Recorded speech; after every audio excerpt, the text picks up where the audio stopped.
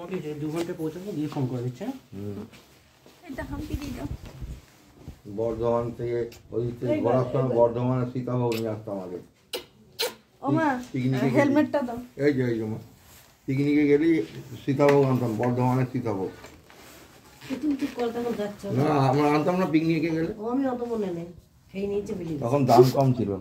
মা ভালো বলেছে, খেয়ে নিয়েছি ভুলে গেছি। 1 কিলো নিয়ে এইটা জল নিয়েছো নাকি? একটু করে বিল্ডিং কি করে আসলো? একটু বিল্ডিং করে কি করে আসলো? মামা মামি এনেছিল। দিনটা ছিল 26শে জানুয়ারি, শুক্রবার 2024।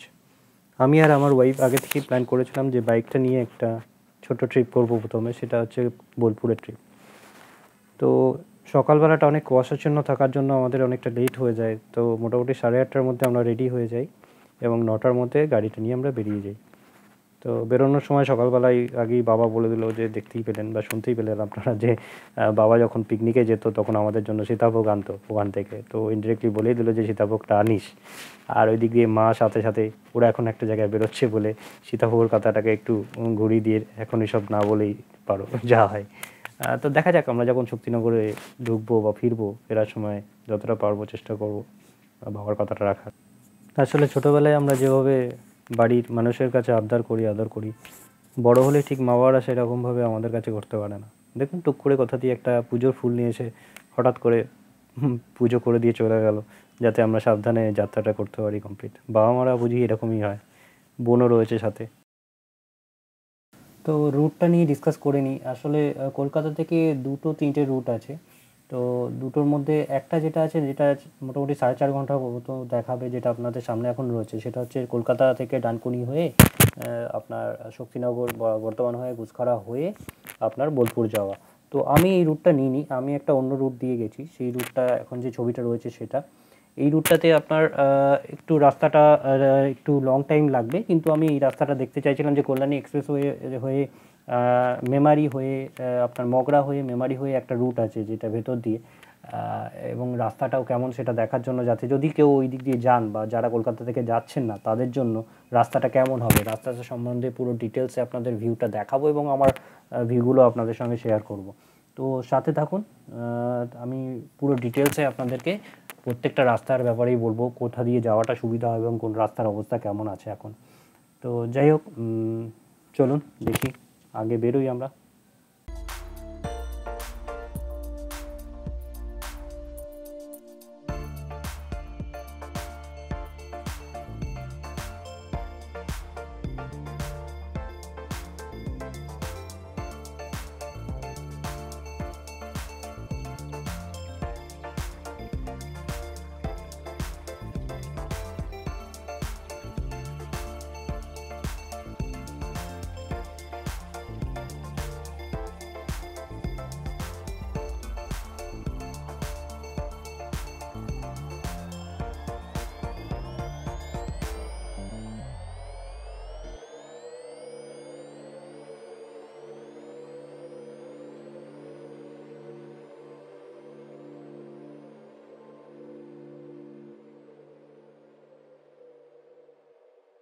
টাটা।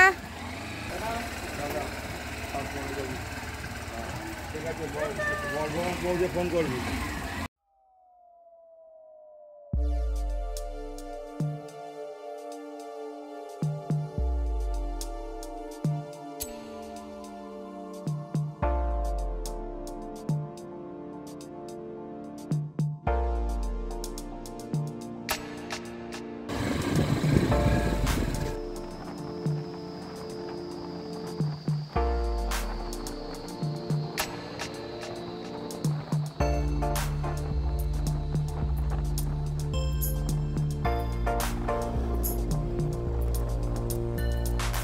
এখন যে রাস্তাটা দিয়ে আমি যাচ্ছি সেটা কল্যাণী এক্সপ্রেসওয়ে।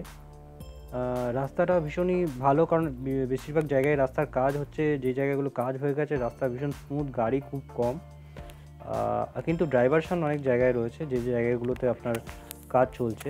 আমি কলকাতার রাস্তার ভেতরের রাস্তার ভিডিওগুলো আমি এখানে দিইনি, কারণ ওতে অনেক বড় হয়ে যেত ভিডিওটা। তো কল্যাণী এক্সপ্রেসওয়ে যেটা এখন যাচ্ছি দেখতেই পাচ্ছেন, এখানে আমি সবথেকে বেশি স্পিডে, গাড়িটা ফাঁকা ছিল বলে টেনে নিয়েছিলাম। যে রাস্তাটা আমাকে দেখাচ্ছিল অনেকটা ডিস্টেন্স, অনেকটা লং টাইমের, সেটা এই রাস্তাতেই আমার কমে গেছে। তো ন্যাচারালি গাড়ি স্পিড ছিল, কারণ রাস্তাটা অনেকটা পুরোটাই ফাঁকা ছিল যেটা দেখতে পাচ্ছেন। তো এই রাস্তার পরে আমরা চলে যাই মগরা রোডটা, যেটা জিটি রোড হয়ে মেমারি হয়ে আমি গেছিলাম। তো সেই রাস্তাটা সম্বন্ধেও এরপরে যে রাস্তাটা ঢুকছে সেই রাস্তাটা সম্বন্ধে আমি আরও আগে গিয়ে বলবো। রাস্তাটা ওয়ান ওয়ে রাস্তা, এটা এক্সপ্রেসওয়ে, কল্যাণী এক্সপ্রেসওয়েটা যেমন ছিল আপনার 2A AA লেন ছিল, দুখানা লেন ছিল, দুটো আলাদা আলাদা লেন এবং বহুত চওড়া রাস্তা, সেরকম নয়। এটা এখন যে রাস্তাটায় ঢুকে গেছি আমরা এই জিটি রোডে, এই রাস্তাটা আপনার মেমারি হয়ে যাচ্ছে। তো যাই হোক, আপনারা দেখতেই পাবেন সামনে অনেক সুবিধা অসুবিধা বলতে এই রাস্তাটাও ভালো রাস্তা খুব কোথাও নেই। আপ টু শক্তিনগরের পর্যন্ত আমি গেলেই আপনারা দেখতে পাবেন, সাথে থাকলে আমি সমস্ত ভিডিওতে রেখেছি। কিন্তু সমস্যা একটাই, রাস্তাতে দুদিক দিয়েই গাড়ি যাচ্ছে, সামনের দিক দিয়েও আসছে, পেছন দিক দিয়েও আমরা মানে যেদিক দিয়ে যাচ্ছি সেদিক দিয়েও থাকছে। আর একটা বড় সমস্যা, রাস্তাঘাটে লোকজন আছে, তো এখানে সেখানে আপনার স্পিডটা একটু কমে যায় এবং দেখলেন তো কীভাবে গাড়িটা টেনে নিয়ে চলে গেল। ঠিক এরকম সমস্যার সম্মুখীন আমাকে হতে হয়েছিল। এবং নট অনলি দ্যাট, অনেক ছাগল গরু এগুলো রাস্তার মধ্যে থাকে এবং কিছুটা ডিস্টেন্সের পরই যখন আমরা প্রপার লোকেশানগুলোতে, মানে যেমন আপনার পান্ডুয়া, মেমারি, এই যে প্রপার জায়গাগুলোতে যাচ্ছি, তখন ওইগুলোতে ক্রাউড হয়ে যাচ্ছে, আপনার ভিড় অনেক বেড়ে যাচ্ছে, জনসংখ্যা বেড়ে যাচ্ছে, ফলে গাড়ির স্পিড অনেক কমে যাচ্ছে, ফলে ওই জায়গাটাতে আমার সময়টা অনেক বেশি নিয়েছিল। শুধু তাই নয়, প্রপার জায়গাগুলোতে, লোকেশনগুলোতে সেট অফ বাম্পার আছে, মানে ছটা করে বাম্পার, 6টা বাম্পার পার করার পর আবার কিছুটা মানে একটুখানি যাওয়ার পরই আবার 8টা বাম্পার, এরকমভাবে বাম্পার দেওয়া আছে, যেখানে না পেরে আমার বউ শেষের দিকে দাঁড়িয়ে গাড়িতে জার্নি করছিল বাম্পারের জায়গাগুলোতে। তো এবার যে রাস্তাটায় আমি চলে এসেছি সেটা কলকাতা হয়ে, ডানকুনি হয়ে, শক্তিগড় হয়ে যে এক্সপ্রেসওয়েটা যাচ্ছে দুর্গাপুরের দিকে, সেই এক্সপ্রেসওয়ের ওপরে। তো এখানে রাস্তা ভালো আছে, জায়গায় জায়গায় কাজ হচ্ছে এবং ভীষণ জ্যাম আছে। আর কিছু জায়গায় ভীষণই একটা সমস্যা আমি পড়েছিলাম, সেটা আমি আপনাদের দেখাবো রাস্তাতে, যে কাটা মতো একটা রাস্তার একটা সমস্যা আছে, যেখানে আপনার এই যে জায়গাটা ভালো করে লক্ষ্য করুন, এইখানে কিন্তু গাড়ি প্রচণ্ড স্লো চালাবেন, কারণ আমার গাড়ি দেখছেন টেনে নিয়ে চলে যাচ্ছে, মানে জানি না, মনে হচ্ছে যেন অন্য কেউ গাড়ি কন্ট্রোল করছে। তো এই রাস্তায় আপনি অনেক জায়গায় এরকম জিনিসগুলো পাবেন, এরকম রাস্তা পাবেন, কিন্তু সেখানে জায়গা করবে চেষ্টা করবেন গাড়ি খুব আস্তে চালানোর, যত পারবেন আস্তে চালাবেন, কারণ কিছু জায়গায় আপনাকে যেতেই হবে ওই রাস্তার উপর দিয়ে। তো আগে চলুন, বাকি রাস্তাটা আমি ডিটেলসে আপনাদের দেখাবো এবং বলবো।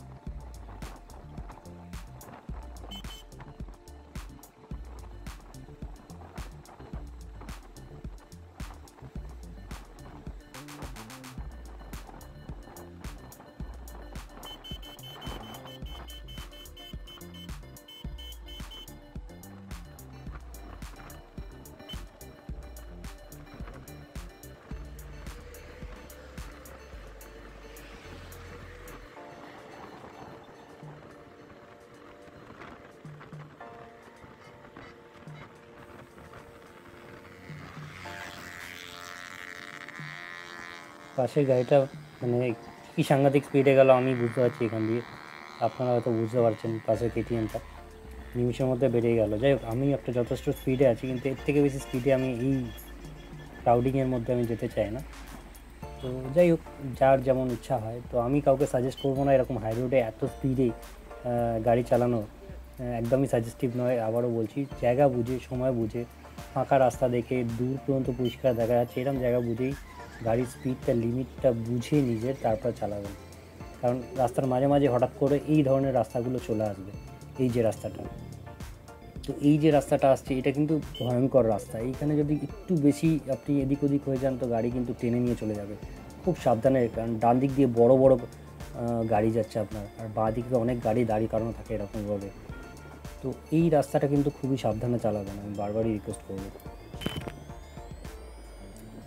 আর রইলো গাড়ি, আমি একদম এইবার শক্তিনগরে গিয়ে গাড়ি দাঁড় করিয়েছি। তার আগে আমি গাড়ি দাঁড় করাইনি, একদম শক্তিনগরে গিয়ে ওখানে ল্যাংচা কুটিরে পৌঁছে আমি রেস্ট নিয়েছি, খাওয়া দাওয়া করেছি এবং গাড়িকেও রেস্ট দিয়েছিলাম 10 থেকে 15 মিনিট। তারপরে আমরা আবার জার্নি করেছিলাম। তো চলুন দেখি।